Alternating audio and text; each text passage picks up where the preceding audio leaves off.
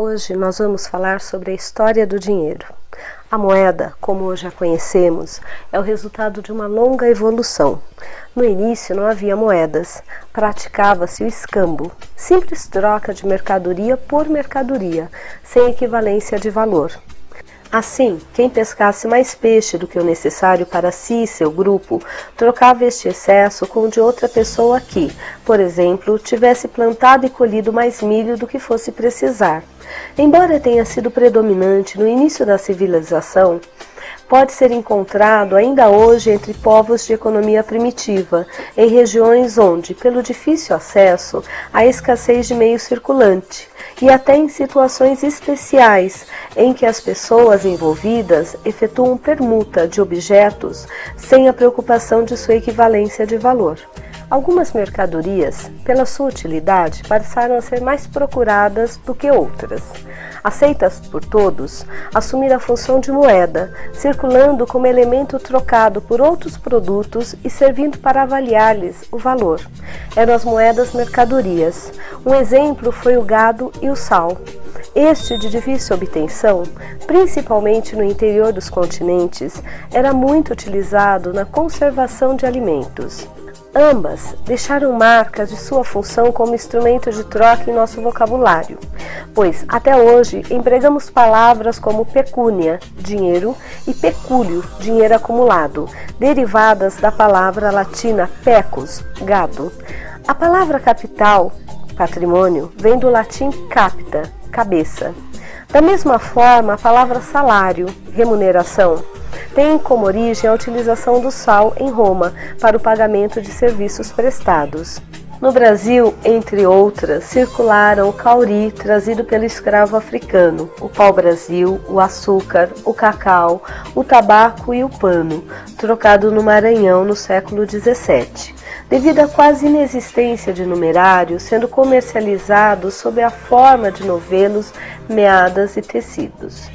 Com o passar do tempo, as mercadorias se tornaram inconvenientes às transações comerciais, devido à oscilação de seu valor, pelo fato de não serem fracionáveis e por serem facilmente perecíveis, não permitindo o acúmulo de riqueza e armas, anteriormente feitos de pedra. Quando o homem descobriu o metal, logo passou a utilizá-lo para fabricar seus utensílios e por apresentar vantagens como a possibilidade de entesouramento, de visibilidade, raridade, facilidade de transporte e beleza. O metal se elegeu como o principal padrão de valor. Era trocado sob as mais diversas formas no início, em seu estado natural, depois sob a forma de barras e ainda sob a forma de objetos como anéis, braceletes, etc. O metal comercializado dessa forma exigia aferição de peso e avaliação do seu grau de pureza a cada troca. Mais tarde ganhou forma definida e peso determinado, recebendo marca indicativa de valor, que também apontava o responsável pela sua emissão. Essa medida agilizou as transações, dispensando a pesagem e permitindo a imediata identificação da quantidade de metal oferecida para a troca. A valorização cada vez maior destes instrumentos levou à sua utilização como moeda e ao aparecimento de réplicas de objetos metálicos em pequenas dimensões que circulavam como dinheiro. É o caso das moedas faca e chave, que eram encontradas no Oriente, e do talento, moeda de cobre ou bronze com formato de pele de animal, que circulou na Grécia e em Chipre. Surge então, no século VII a.C., as primeiras moedas com características das atuais. São pequenas peças de metal, com peso e valor definidos e com a impressão do cunho oficial, isto é, a marca de quem as emitiu e garante o seu valor. São cunhadas na Grécia moedas de prata e na Lídia são utilizados pequenos lingotes ovais de uma liga de ouro e prata chamada eletro. As moedas refletem a mentalidade de um povo e de sua época. Nelas podem ser observados aspectos políticos, econômicos, tecnológicos e culturais. Provavelmente, a primeira figura histórica a ter sua efígie registrada numa moeda foi Alexandre o Grande da Macedônia, por volta do ano 330 a.C. A princípio, as peças eram fabricadas por processos manuais, muito rudimentares, e tinham seus bordos irregulares, não sendo como hoje peças absolutamente iguais umas às outras. Os primeiros metais utilizados na cunhagem de moeda foram o ouro e a prata. O emprego destes metais se impôs não só pela sua raridade, beleza, imunidade à corrosão e valor econômico, mas também por antigos costumes religiosos. Nos primórdios da civilização, os sacerdotes da Babilônia, estudiosos de astronomia, ensinavam ao povo a existência de estreita ligação entre o ouro e o sol, a prata e a lua. Isso levou à crença no poder mágico desses metais e dos objetos com eles confeccionados. A cunhagem de moedas em ouro e prata se manteve durante muitos séculos, sendo as peças garantidas por seu valor intrínseco, isto é, pelo valor comercial do metal utilizado na sua confecção. Assim, uma moeda na qual haviam sido utilizados 20 gramas de ouro era trocada por mercadorias neste mesmo valor. Esses sistemas se mantiveram até o final do século XIX, quando o cuproníquel e posteriormente outras ligas metálicas passaram a ser empregados, passando a moeda a circular pelo seu valor extrínseco, isto é, pelo valor gravado em sua face, que independe do metal nela contido. Com o advento do papel moeda, a cunhagem de moedas metálicas ficou restrita a valores inferiores, necessários para troco. Dentro desta nova função, a durabilidade passou a ser a qualidade mais necessária à moeda. Surgem em grande diversidade as ligas modernas, produzidas para suportar a alta rotatividade do numerário de troco. Na Idade Média, surgiu o costume de se guardarem os valores com um ourives, pessoa que negociava objetos de ouro e prata. Este, como garantia, entregava um recibo. Com o tempo, esses recibos passaram a ser utilizados para efetuar pagamentos, circulando de mão em mão e dando origem à moeda de papel. No Brasil, os primeiros bilhetes de banco, precursores das cédulas atuais, foram lançados pelo Banco do Brasil em 1810. Tinham seu valor preenchido à mão, tal como hoje fazemos com cheques. Com o tempo, da mesma forma ocorrida com as moedas, os governos passaram a conduzir a emissão de cédulas, controlando a falsificação e garantindo o poder de pagamento. Atualmente, quase todos os países possuem seus bancos centrais, encarregados das emissões de cédulas e moedas. O dinheiro variou muito em seu aspecto físico ao longo dos séculos, tanto em tamanho como o státer, que circulou em Arados, Fenícia, atingindo também grandes dimensões, como as do daler, peça de cobre na Suécia, no século XVII. Embora hoje a forma circular seja adotada em quase todo o mundo, já existiram moedas ovais, quadradas, poligonais. Foram também cunhadas em materiais não metálicos diversos, como a madeira, couro e até porcelana. Moedas de porcelana circularam na Alemanha, quando, por causa da guerra, este país enfrentava grave crise econômica.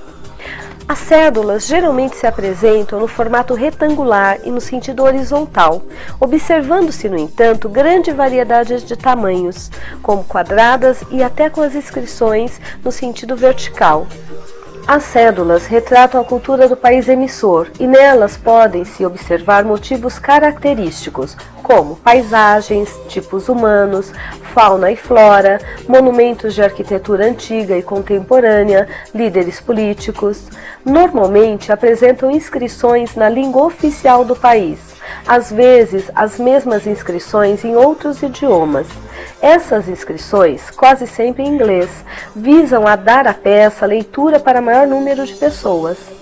O conjunto de cédulas e moedas utilizada por um país forma o seu sistema monetário.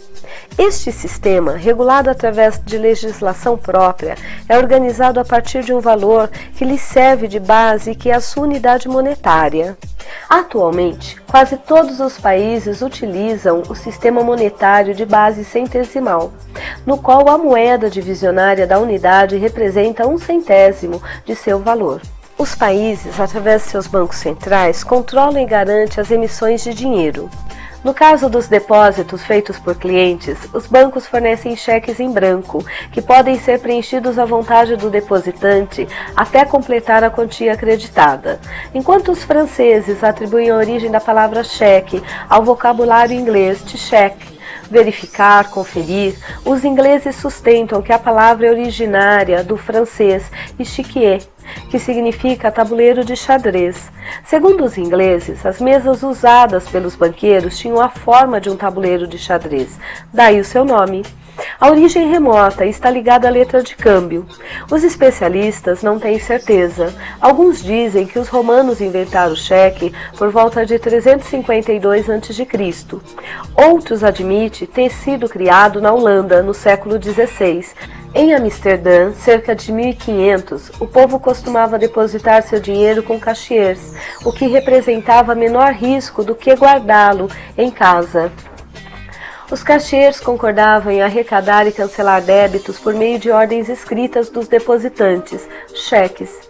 Na Inglaterra, no fim do século XVII, o povo começou a fazer depósito com os goldsmiths. Acredita-se que datem de 1762 os primeiros cheques impressos por Lawrence Shields, na Inglaterra. Ele foi o primeiro banqueiro no sentido moderno. O primeiro país que legislou sobre o cheque foi a França, com a lei de 14 de junho de 1865. Na Inglaterra, onde ele se expandiu mais rapidamente, a legislação específica só foi baixada em 18 de agosto de 1882.